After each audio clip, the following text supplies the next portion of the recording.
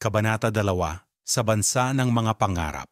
Ang unang umaga ni Marites Alonso sa Las Vegas ay hindi kasing kinang ng mga ilaw sa strip na pinapangarap niyang makita noong nasa Pilipinas pa siya. Sa labas ng inuupahang apartment, maingay ang mga sasakyan, malamig ang hangin, at ang araw ay tila nagtatago pa sa ulap ng alikabok.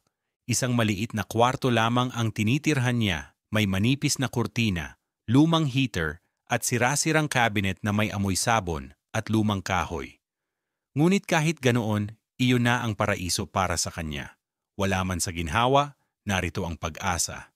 Maaga siyang bumangon, pinainit ang tubig sa kettle, at nagkapi, habang pinagmamasdan ang larawan ng pamilya niyang dinikit sa dingding. Good morning, Nanay, Tatay, Liza, Jojo.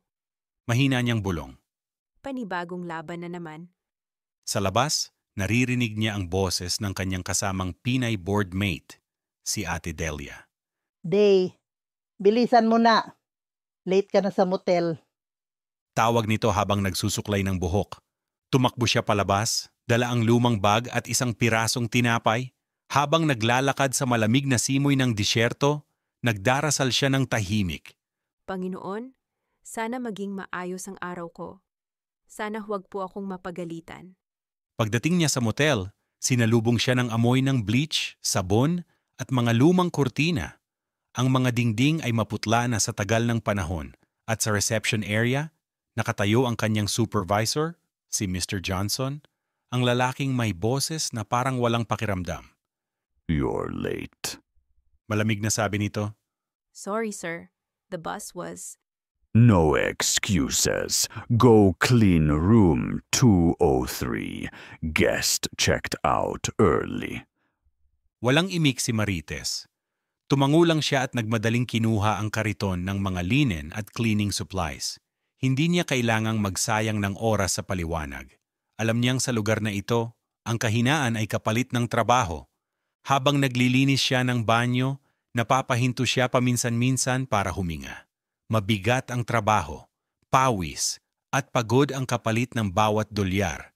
Ngunit sa bawat pagpunas ng salamin, naaalala niya ang pangako sa kanyang ina. Kaya ko to. Sa pagitan ng mga trabaho, napapansin niya ang iba pang housekeepers, mga Latino, mga Pinay, ilang African-American. Lahat ay tahimik, lahat ay abala. Ang tanging tunog ay ang kaluskos ng vacuum at ang langit-ngit ng mop sa sahig. Girl, you knew... Tanong ng isang babaeng may matamis ng ngiti. Yes, first week po. Sagot niya. Ako si Liza. Don't worry, masasanay ka rin. Pero mag-ingat ka kay Mr. Johnson. Mainitin ang ulo niyan. Pero mabait yan kapag gusto ka. Natawa si Marites, pilit ngunit magaan. Salamat, Liza. Sa simpleng palitan ng salita, nagkaroon siya ng kaunting ginhawa. Iyon ang unang araw na may kumausap sa kanya ng may kabaitan. Pagsapit ng hapon, halos manghina siya sa pagod. 10 kwarto ang nilinis niya. Ang ilan ay parang dinaanan ng bagyo. May mga nakakalat na bote ng alak, maruruming tuwalya, at mga bakas ng kasiyahan ng mga taong tila walang problema. Sa bawat pagwalis, para siyang pinapahirapan ng tanong na, Ito ba talaga ang tinatawag nilang lupain ng pangarap? paglabas niya ng motel, sumalubong ang matinding liwanag ng mga neon sign, mga kulay asul, pula at dilaw na kumikislap sa kalangitan. Welcome to Fabulous Las Vegas, nakasulat sa isang malaking billboard. Sa tabi nito, may babaeng nakasuot ng makintab na gown, ngumingiti na parang walang iniintinding sakit ng mundo. Huminga siya ng malalim. Pangarap, pero may presyo. Pagdating sa apartment, nakatulog siya nang hindi na naghapunan. Ngunit sa kalagitnaan ng gabi, nagising siya sa lamig at sa mga alon ng alaala mula sa Pilipinas.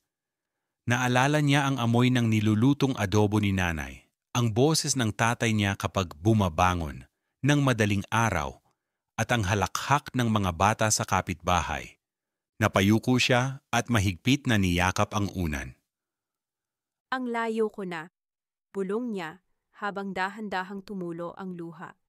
Ngunit sa kabila ng pagod at pangungulila, Alam niyang hindi siya pwedeng sumuko. Sa bansang ito, ang pangarap ay parang premyo sa kasino. Hindi mo makukuha kung hindi ka marunong magpusta. Kaya kinabukasan, maaga siyang gumising. Isinuot ang lumang uniforme, tinirintas ang buhok, at bago lumabas ng kwarto, tumingin sa larawan ng pamilya. Para sa inyo ulit to. Lumabas siya ng pinto na may hawak ng ngiti at tapang kahit alam niyang sa araw na iyon, mas mabigat pa ang laban.